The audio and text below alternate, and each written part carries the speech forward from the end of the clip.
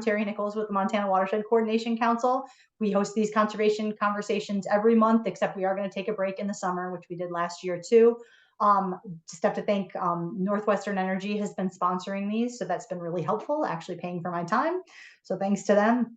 And today we're here to talk about funding opportunities for establishing and sustaining forestry-related partnerships for watershed-wide benefits, those more collaborative, cross-boundary forestry partnerships. And we've got Seth Wilson here, who is the executive director of the Blackfoot Challenge, as well, and they'll introduce themselves too here as we get going. And Cindy Super, who is, I know you do all the forestry things for Blackfoot Challenge. What is your official title, Cindy? Forestry and Prescribed Fire Coordinator. Thank you.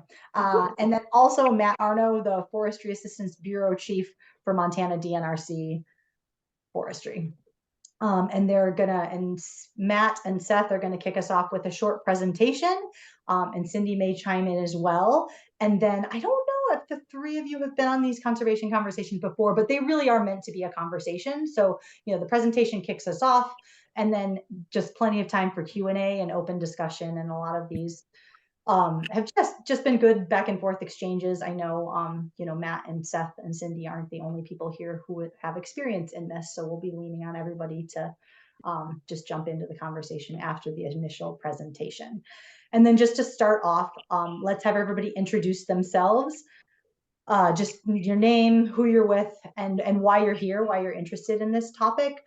Seth and Matt will do that as they start. So, and Cindy kind of already has, so we'll start with Ben on that. All right, cool guys. Yeah, I'm Ben Laporte. I'm the Restoration Programs Manager for the Big Hole Watershed Committee. And boy, I was hired on in 2018, and our board really wanted to see a lot more forestry projects happen in our watershed. That was really one of the impetuses of getting me hired on. And so it's been in the background, and it's kind of been looming over my general program. We're doing some projects. We're actively doing some conifer encroachment projects. I've done some aspen enhancement projects. We're slowly getting there, but I'm still working to get a full-blown forestry program going with the Big Hole Watershed Committee. So I'm just here to learn and chat, and I have a lot of accomplishments to date, but we don't have a full forest program going on right now. And I have some insights to share too with folks who want to know more about what we have going on. Specifically, we have a BLM partnering agreement doing conifer encroachment projects. So that's been fruitful. Great. Heather? Hi, everyone. My name is Heather Priest. I'm the Community Engagement Manager with the Gallatin Watershed Council in Bozeman. So I'm interested in, we are interested collectively as an organization in hearing what DNRC and Seth have to say. We have a partner or a program called Branch Out Bozeman that is a partnership with the City of Bozeman Forestry Division that started a couple of years back. So we partnered with the Forestry Division on an Arbor Day event in 2021 and decided that we wanted to keep the momentum going. So we joint applied for a technical assistance grant with NPS. And I've been working together to create this program. And there are two main components. One is creating an urban tree planting priority map, where we're trying to figure out how and where to enhance Bozeman's tree canopy through focusing on water quality and urban heat island and social equity. And currently we're working with Green Infrastructure Center. We got another grant through NPS that is allowing us to receive some consultation from them as to how to build this map.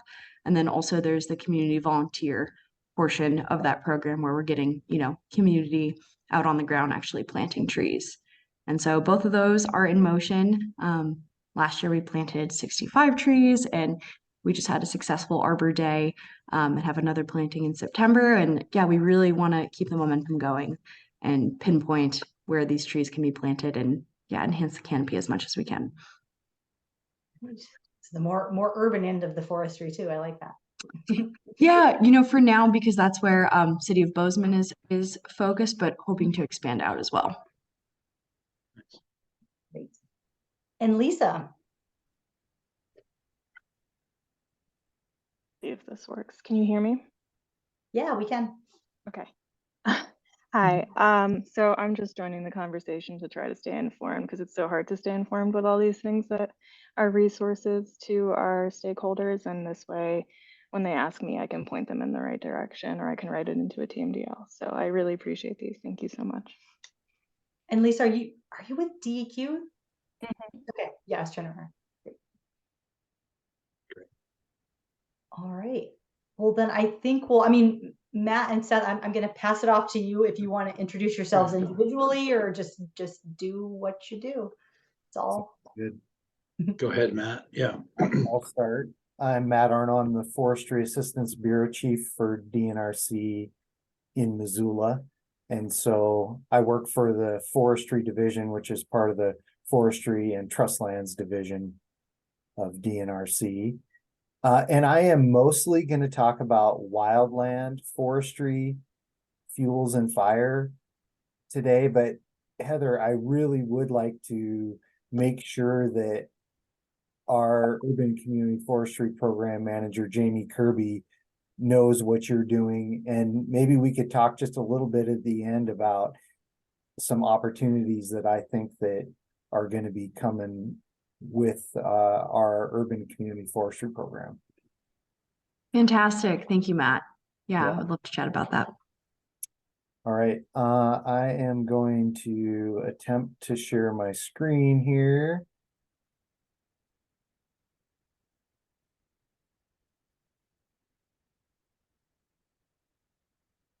All right, so are you seeing my first slide? It's the Montana Forest Action Plan banner. Mm-hmm.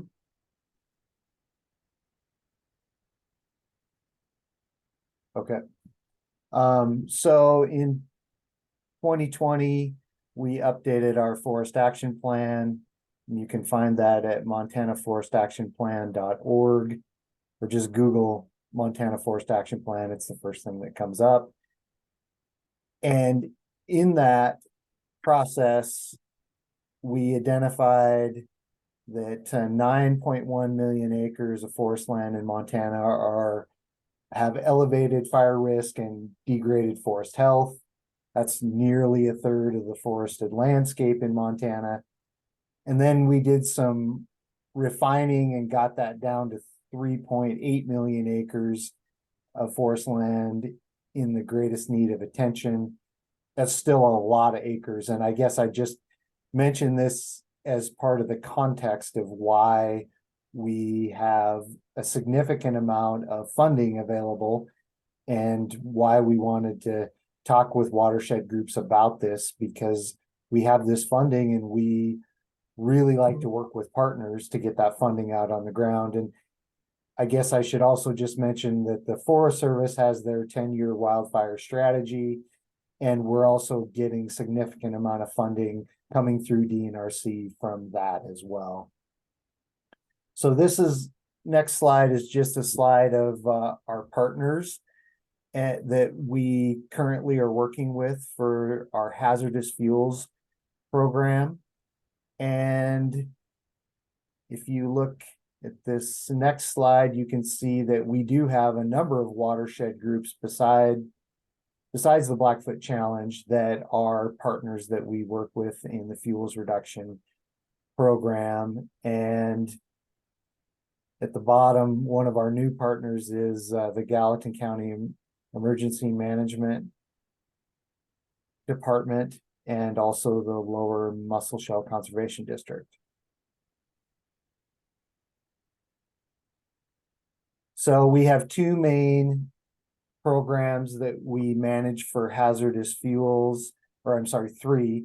One is just called Haz Fuels, and that one we can fund projects that are within a certain distance of Forest Service projects.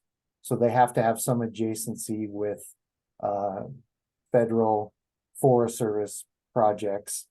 But we get quite a bit of discretion on how that works. The other one is the Western States Fire Managers wildland interface grant, which we call the WUI grant. And the challenge has gotten quite a number of those, and so have many of our other grant partners. And then the new one is called CWDG, Community Wildfire Defense Grant. And the challenge was we only had 4 successful partners in this first go round in CWDG, and the challenge was one of those. So great to see them be successful with that grant. We're really, really excited for that opportunity. I think Seth will probably talk just a little bit more about that grant too. Some of our other grants are LSR, Landscape Scale Restoration Grants. The Big Hole Watershed Committee has already gotten one of those. And Ben, we had another one that we thought we were gonna be able to help you successfully get, and we had some issues and that one fell through, but we really do think that grant application is a good one. And I can tell you that we are very interested in figuring out a way to make sure that we get that one funded. So we should definitely be touching base about that, either myself or Eric Warrington, who is our stewardship program manager. That's I think that one. Aspen work, right? Yeah, it's conifer encroachment in Aspen, really, and I still have a lot of good projects lined up for it. But Eric and I were just getting smacked around with that laser application over 3 or 4 years, and after that, Eric and I had a phone call and it's like, hey, should we give this one a rest for right now? And that's kind of the status of that right now. So I'm happy to hear that you're willing to pick it back up.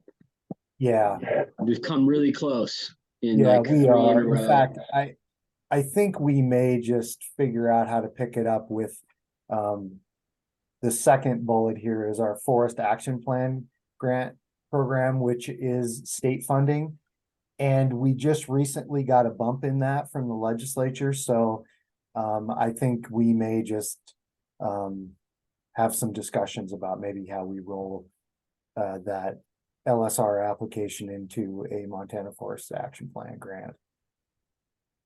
So we have a lot of funding opportunities here. The community wildfire defense grants are big, or can be big.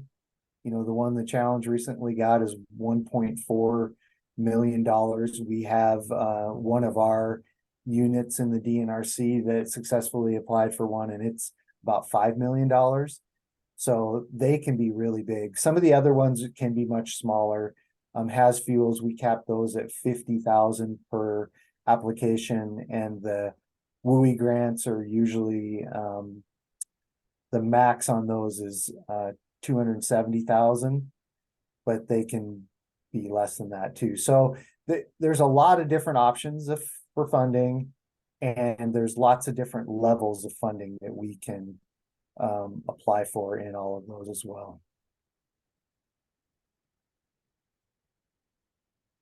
So the last thing I just wanted to mention is, in the past, we would have all these different programs and we would roll them out at different times. And I know that for new partners in particular, that was probably really challenging, because they're like, hey, we're interested in doing something, but we don't know when this one comes out. When does that one come out? It was probably just very confusing.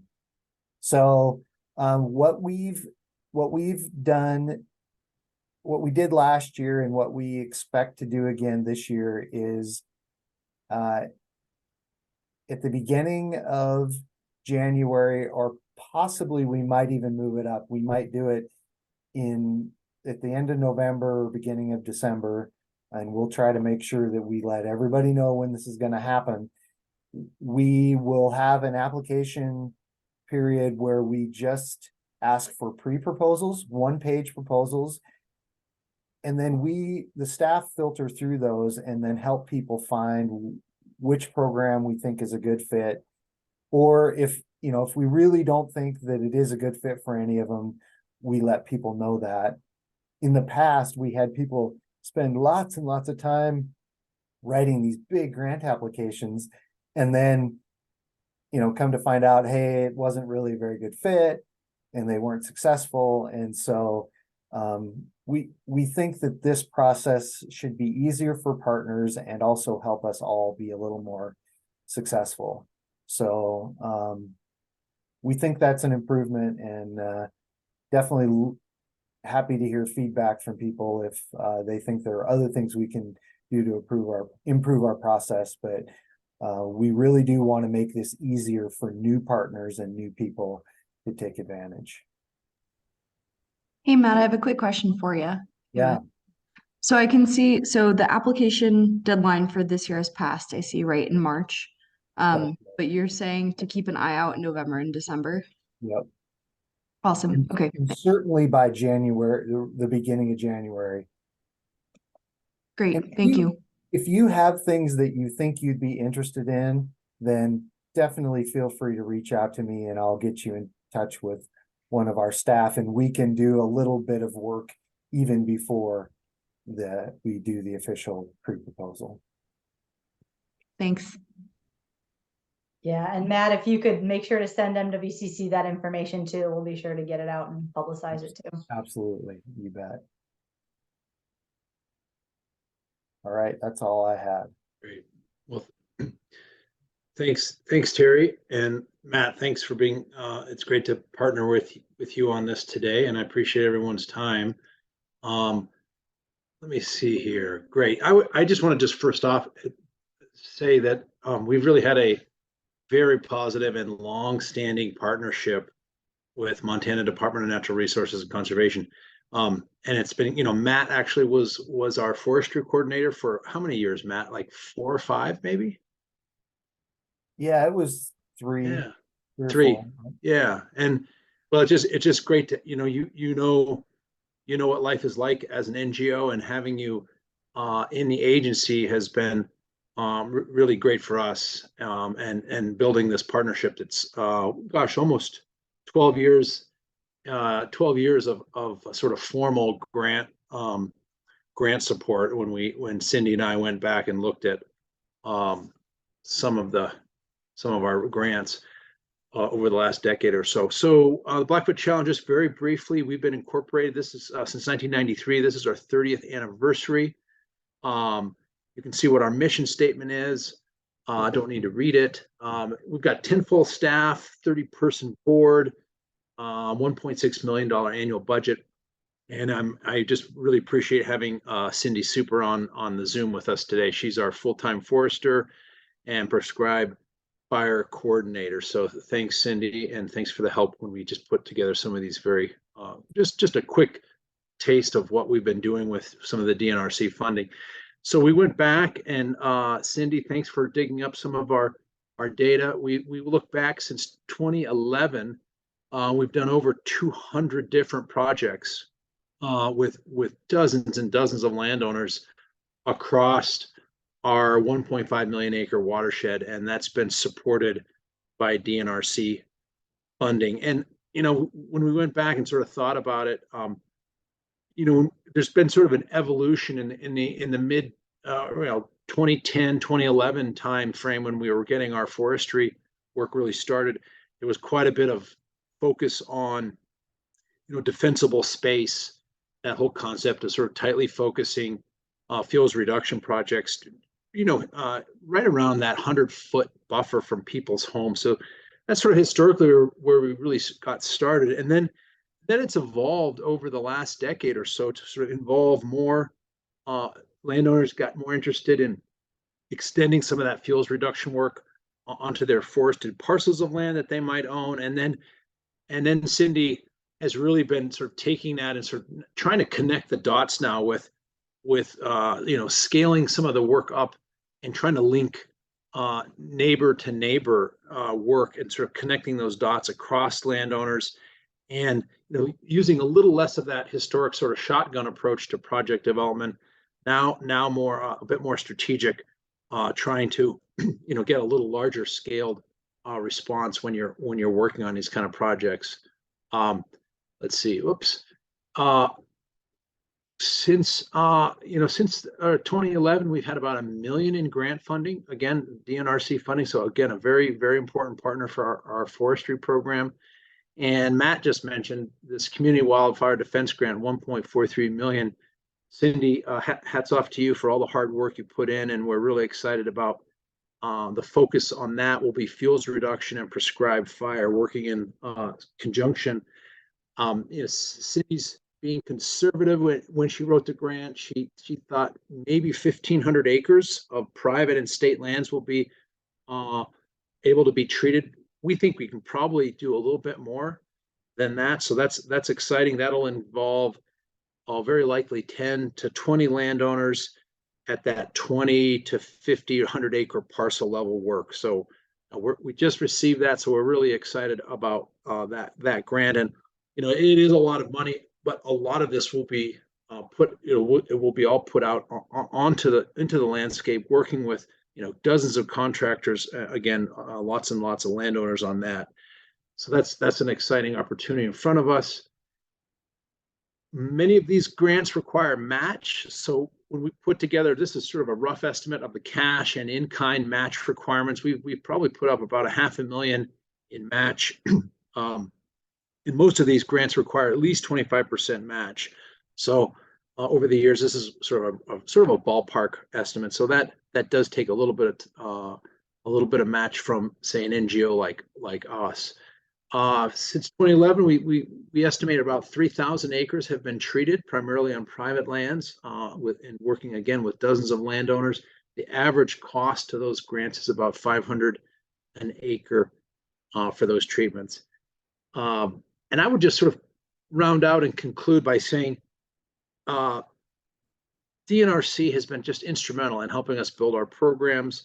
Very, very great opportunities to work with their administrative support staff, as Matt mentioned, helping to co-develop grants. If we have questions on the administrative side, they're just outstanding to work with. Service foresters have been terrific to work with. Cindy, we talked about some examples of GIS support that DNRC has helped us with. So they're just overall, I would say it's been a very robust and strong collaboration and partnership. We're really excited to see where prescribed fire goes with DNRC, and it seems like their appetite for getting involved in prescribed fire is increasing. So we see that as a really positive trend when we want to sort of bring fire into a landscape like the Blackfoot that's got a huge amount of forested landscape that will really benefit from having prescribed fire back here. And then just sort of functionally, as I mentioned, how important is this relationship? Well, about half of our forestry coordinator position, Cindy's position, is funded by DNRC. So they've been great. I think they're in it for the long haul. Matt, correct me if I'm wrong, but these issues I don't think are going anywhere soon. So we really appreciate the investment DNRC is making in our capacity so we can get work done on the ground. And some of the other funding that helps us make this all work is Bureau of Land Management, BLM, Nature Conservancy, the Fire Learning Network, and then the Blackfoot Challenge. We put in a smaller fraction, but we do put in private donor dollars to make our forestry program work. So I will just end with that. And Cindy, jump in. Is there anything that you want to add or subtract or edit as needed? You're our expert, so jump in. I mean, I think that was a really nice summary. And for those of you, maybe folks watching this later, or those that are on the call now, that one pager document that Matt talked about, as far as like putting in an idea just a couple times a year, that has been really great. Because I'm a forester by training, and that's my love, and I love being in the woods. I don't love writing as much, and I love to tell a good story, but it's really difficult to try and take like what's in my brain and put it onto some piece of paper that's going to make sense to a grant reviewer. And so the support that we've gotten from the staff at DNRC is really helpful. Ashley Duran and her red pen. I mean, it's kind of one of those things where we do our best internally. I'm always throwing things on our fund development gal's desk at the last minute because I lose track of time, and it's like, we gotta have this in like in 48 hours. And she's very kind and generous, and Seth reviews things, but it's really nice to get one more chunk of help from DNRC. And so it's not an intimidating process. People are really good at saying, like, well, what are you trying to do? And then helping us put that into words and phrases. And I mean, I think this last grant we got that'll be really cool to see how things come together, because we worked hand in glove putting together that document. I called it the Fire Refugia Grant. And so the project is designed to kind of have a multi-pronged approach with thinning projects as well as broadcast burning, and trying to get more fire on the ground, while also recognizing that that's not always that easy. And so DNRC has definitely been really helpful with that. And I think hopefully it seems like we are a good tool for DNRC, because they do have fire staff and they do have that service forestry staff, but there's just particularly with the Blackfoot Challenge, because I'm biased because I work for us, we have that connection with the landowners. We have ranchers and loggers and hippies and artists and folks on our board that have deep roots in the community. We're out there. And so people don't always even know that they can go to the state. A lot of times people don't want to have anything to do with the feds. And so I think we're a good conduit for information and for funding, and to really help these communities start to wrestle with some of the ideas of what it means to live in Montana, what it means to live in the urban interface. So, Yeah. and to kind of Heather's program, urban interface doesn't always mean, rural ranches in Potomac. I mean, I live in the middle of Missoula, and my house would catch on fire in a nanosecond if we had a big ember shower. So I'll use my springtime to get out and do my own work. But sorry, go ahead, Matt. I think I walked on you. Yeah, sorry. I thought you were done. I walked on you. You're so right. I mean, the partnerships that we have with the local watershed groups or conservation district or somebody local are extremely important to successful delivery of these programs. And that was the point of us talking to others, is trying to convince them, hey, maybe this is something you would want to do, because we need more partnerships to be successful. I would just add, all the different state agencies and federal agencies, and we work with dozens of private foundations. I would say DNRC, it is a sort of a special relationship. If you have a good idea and you work with their staff to sort of cultivate that, and Matt, you've been terrific finding the right fit and the right grant program. I think that's fairly unique in terms of, at any given time in a given year, we probably have 75 to 80 different grant agreements. And I would say DNRC, it's really a reciprocal kind of creative process to develop a proposal and submit it. It's special. Most of the time you are in a very you go through these very detailed, laborious grant writing processes, and not to say DNRC is not competitive, but you sort of you put it into that black box, whether it's U.S. Fish and Wildlife Service or National Science Foundation, or these larger entities that are out there, and you just really don't know sometimes what your odds are. I think that sort of incremental process of developing an idea, bringing it to DNRC, and hashing it out it helps bring a good idea to the fore, and it also helps be efficient, and it saves everybody time in the long run. So that's a pretty unique process, Matt, and I hope that we continue that kind of relationship, co-crafting proposals well into the future. Yeah, good to hear. One other thing, and then I'll just be quiet. Matt and I, we had a little pre-meeting to discuss this a couple weeks ago. And I think I mentioned this, Cindy, as well. Terry, if we want to sort of get the word out to other watershed groups, you know, we would be happy to host like a field, like a half a day or a day tour here. Cindy loves showing off the work we do, and she's passionate about it. So, you know, if there would be an opportunity to sort of showcase, you know, some of these types of fuel reduction projects, prescribed fire, and then, you know, help other groups see how painless that process of applying is, we could certainly do something like that. That's great to know. I have written it down. Right. Yeah, that would be, I'm sure a lot of people would, you know, and as, you know, Cindy talks about, like, there are a lot of us who just work a lot better on the ground, seeing things, right? Rather than just being here in this classroom type setting. So that could be really helpful. And I also wanted to, as we're sort of going to move into the Q&A discussion part, it's been really helpful to me, I think, having, we haven't done this before where we've had a funder and a grant recipient in the same room. And it's been really nice to get that perspective, because I feel like we've had like a funder saying, here's what we have available. Right. It's been really nice hearing what the challenge has done with that and how that relationship has been. So yeah, I can't even remember whose idea that was anymore to have both of you on here, but whoever's idea it was a good one. So It was yours. It was a great idea, Terry. oh. Oh, yes, I'm sure.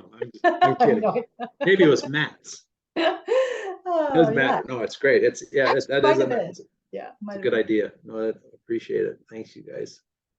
Yeah, and so yeah, we've heard from you know, from the challenge and from DNRC on all of this, and now it's time to hear from the rest of you. As I said, you know, ask questions, but you know, ask questions of one another. Feel free to bring up examples of, I know Ben and Heather have already talked about some things they're working on, and I noticed Aaron jumped in during the presentation, so if Aaron could introduce themselves, and then maybe everybody else just, yeah, we've all got our names, but Aaron, if you'd like to introduce yourself, feel free.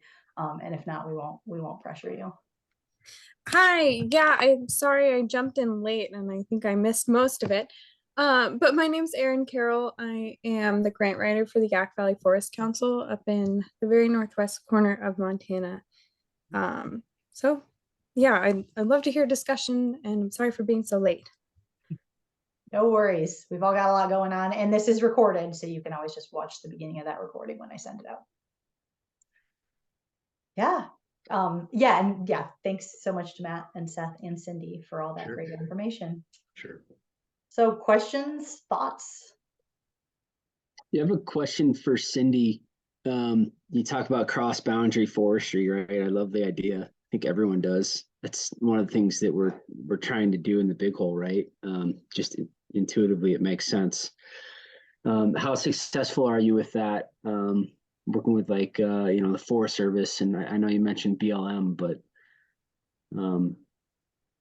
yeah, tell me, speak on that if you could. I know it's easier said than done when you're trying to write this stuff down, and you know, hot pie in the sky. Let's get everyone together. And I've tried. That's one of the earlier things I did, was like get all the agency folks, all of the local partnering stakeholder people, landowners, and we had a big meeting in Dillon. And I'm like, this is what I'm trying to do. What drainage should we look at? It was like very simple. Like, hey guys, what drainage should we do? Just try to treat the whole thing up and down the watershed. And for one reason or the other, right, we didn't get too far with it, but we're hedging that way. But I just want to hear about your experience with that. Well, I mean, I think there's a lot in that question. So I'll try and kind of touch on each idea. I mean, you mentioned that it seems that it's intuitive or that it makes sense. And I think that's our biggest hurdle right there, is just, it is for some, but it's a completely foreign idea for some others. And so, I mean, it's becoming more and more apparent. It's actually one of the tenets that the Blackfoot Challenge was initially started with, was this idea that, and I believe, and Seth will correct me if I'm wrong, or probably Matt too, but it was like, hey, knapweed doesn't understand property lines, you know, or weeds or invasive species. That was kind of the initial thought. And so it's sort of baked into the to the Blackfoot Challenge and the residents in these communities. And so it really depends on the community how much of an uphill battle that is to talk about doing cross-boundary work. And I mean, one person can derail a project really quickly. And so trying to sort of find that 80%, this is something we do as well at the challenge, find that 80% of things we can agree on, see where there's opportunity. And if you kind of if you've got one landowner in a neighborhood that's just dug their heels in and no way, no how, we seem to have had extremely good success with people who are just willing to try it, willing to, we did one of the first projects I was able to see to fruition, and I'm not going to take any of the credit for putting this together because my predecessor, Signe Lerfholm, did an enormous amount of work, but it was 3 different property owners. It was a 100-acre burn. Sort of the anchor of that, the landowner that was in the center is Steve Kletzel. He's a land manager and Western Montana land steward for the Nature Conservancy, enormously pro broadcast burning, like one of those people who's like, hey, if I'm going to preach this, I want to do it. And I want to do it on my property. And so then we pulled in like some Blackfoot Challenge acres and the neighbors' acres. There was about 10 of them that let us get up and use a road as a boundary. And so it doesn't sound, it's like, oh, that was easy. Those guys wanted to do it. But it's still not easy. And so trying to find the people out there that are open to that idea, the agencies, it really depends on who you've got in place. The Missoula field office for BLM here has been incredibly supportive. They love to burn.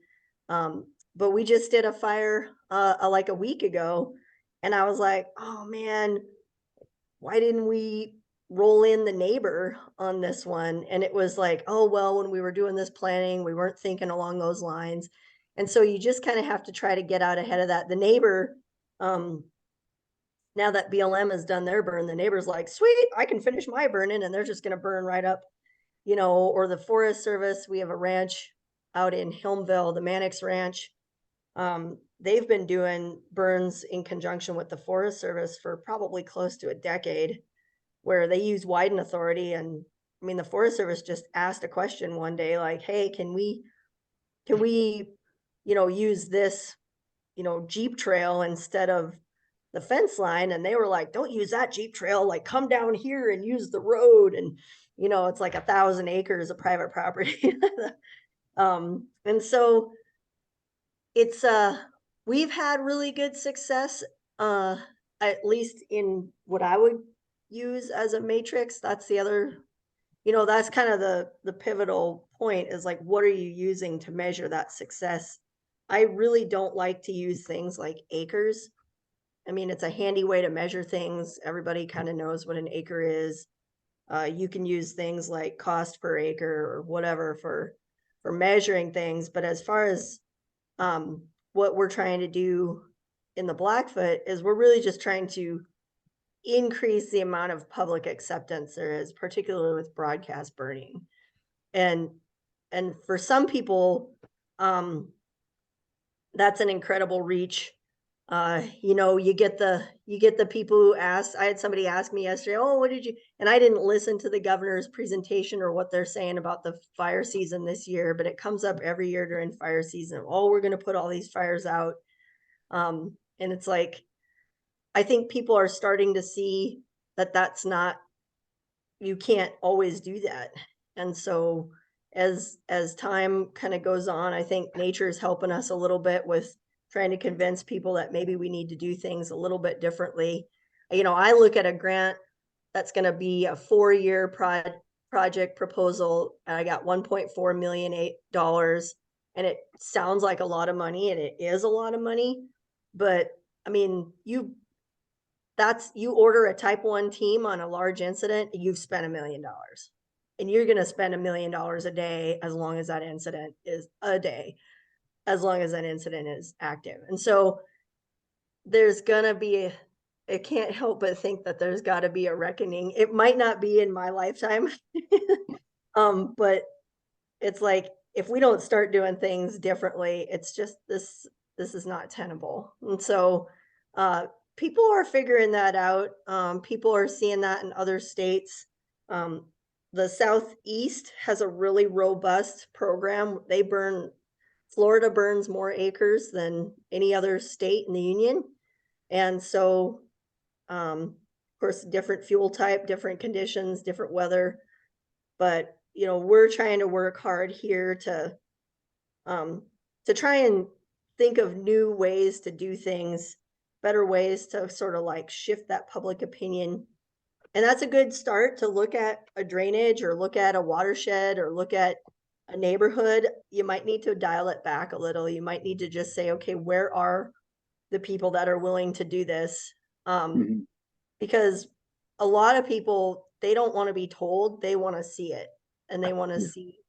And it's going to be, fire is one of those things. And I just use fire as I presume that most people are okay with thinning, but that's not true either. Like there's people out there who, I had somebody tell me last year, I think it was, there's never a good reason to cut a tree. And I was like, oh boy, like, I don't get paid enough to try and change that person's mind.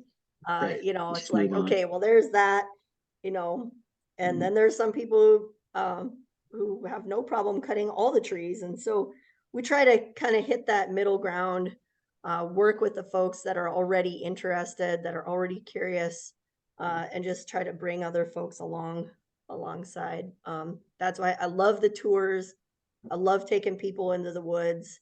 I love letting people stand in a fuel break, and it doesn't even look like a fuel break, and talking about fire behavior. We have had, there's a Prim Meadow out here near Missoula is a really good example of an area that sees frequent fire, and didn't miss a fire cycle, even through settlement. There's stories coming out of Oregon. Some of these big wildfires are creating really great opportunities for learning, because you can see what actually happens. You can start to see that thinning isn't always enough. I used to think that, well, if you can thin it and then if you can do the broadcast burn, that's a cherry on top, right? And I'm kind of starting to feel like I think the broadcast burn is the cake and the thinning makes it look pretty. But I mean, it's kind of like you have to try, and we're constantly learning and constantly trying to see how we can do it better. But if you've got somebody who's just, they've got their heels dug in and they're no way, no how, I kind of let them just watch and see, and try to work with the folks that are more open. Some of the challenges that we're working on, not just the Blackfoot challenge, but other folks, is some of the liability laws in Montana. Sometimes people get a little spooked by, well, if I do something and it doesn't go according to plan, is that gonna put me in the poorhouse? Can I be sued? And there's hours of discussion around that topic. But that's one of the ideas. DNRC has a couple new positions that they've hired for like a prescribed fire coordinator, prescribed fire council, prescribed burn associations. Just trying to find other ways to help folks out. One of my property owners that I work with, great, wonderful human, has a pretty unique background in that he is a wildland firefighter. And again, he sees the benefit and is able to do broadcast burns on his property because he's trained. I mean, he knows fire. Not every landowner has that opportunity or that advantage. And so how do we develop contractors that can burn, with permission on private property, and then not have to be held liable for if they do all their due diligence, if they do everything they need to do, if they have a good plan and something happens, how can we protect those people? How can we protect communities? We like to say that a community that's not ready for a prescribed fire isn't ready for a wildfire. And so if you think you're nervous about a prescribed burn getting away and doing damage, it's like, well, you're typically not burning. You're not, when you're doing a prescribed burn, you're trying to hit those weather windows and those fuel conditions where it's going to be optimal.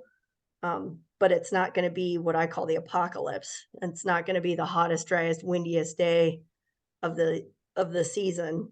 I can't always say that either, because BLM did a stand replacement burn on the hottest, driest, windiest day of the season one year, and it worked out great. But it's so it depends on your objectives. But you know, typically you're looking at conditions that are moderate to even low fire danger. And so if you're not ready for that sort of fire, you're definitely not going to be ready for a wildfire. And we know we are not going to stop all the wildfires. That's not a political statement. That's not a, you know, never ever have we been able to stop the biggest fires on the worst days.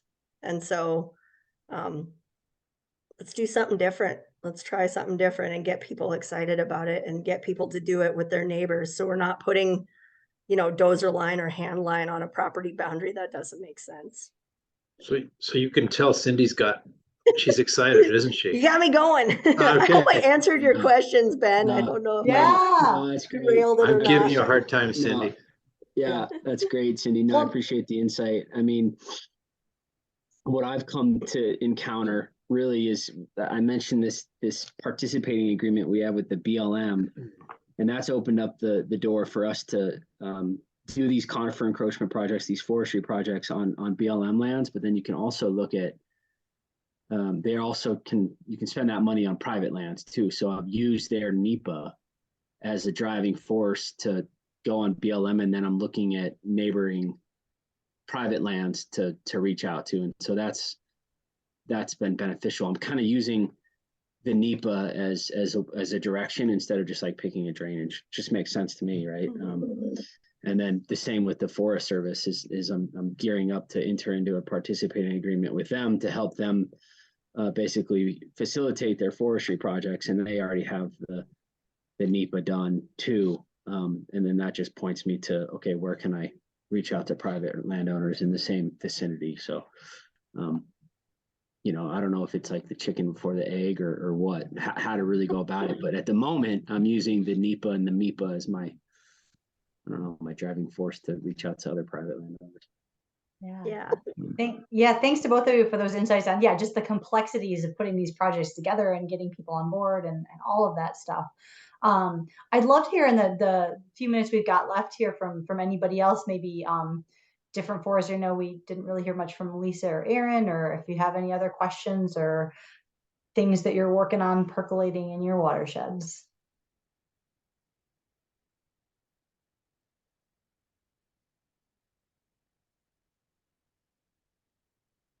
Or maybe we just keep talking about prescribed fire. Or let everybody go a few minutes early. That's okay too. Well, I'll be looking forward to seeing some of Cindy's projects. So include me on some of that if you can. I know I'm in the same boat, man. I want to get out. Yeah, that'd be a great. When would be a good time of getting into this work, did you? But here we are. Yeah, when would be a good time of year to do that sort of? Is that something that other folks on the call might be interested in, like actually getting out on the ground and seeing some of that work? Would that be sort of like a late fall situation? I don't know. We'll have to keep in touch on that. Yeah, we can be in touch. I mean, summer's actually a pretty decent time. I know folks get really busy or it becomes fire season, but winter's no good because you can't see the ground. I love winter, so but you can't see the ground. See the trees.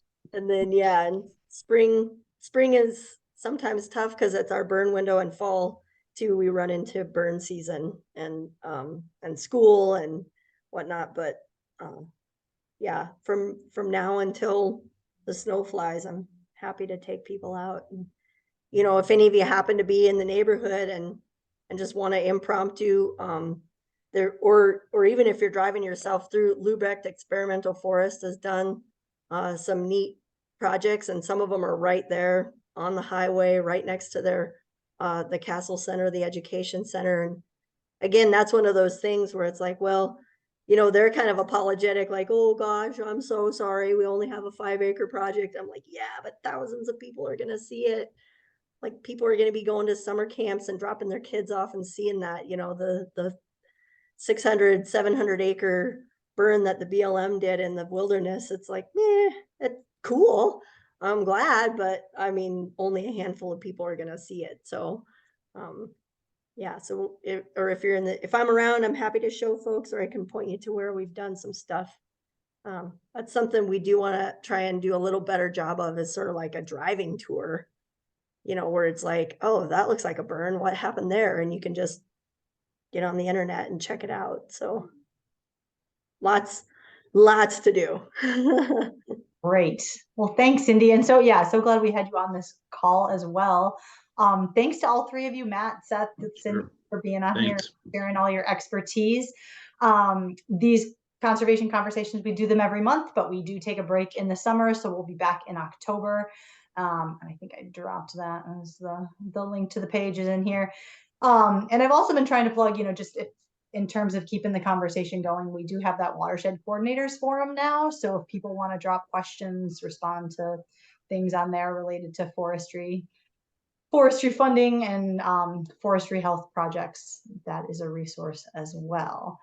And that is pretty much it for me. So thanks all for being here. Thanks, Terry. Thanks, Thanks, guys. Matt. Good to see everybody. Thanks, Sandy. I Good put job, my everybody. contact info in the chat there if anybody wants to call me. Yes, we saw it. Yeah, and also I will send a follow-up email to everybody who's on here, and also everyone who registered who didn't actually join, just with slides, which you all are going to send me. I'll send the slides, the recording, and maybe I'll just add your contact, both of your contact information too. Yeah. All right. Thanks, everybody. Thanks, guys. Thank you, All right, everyone. have a great rest of your day. Bye. Thanks, Cindy.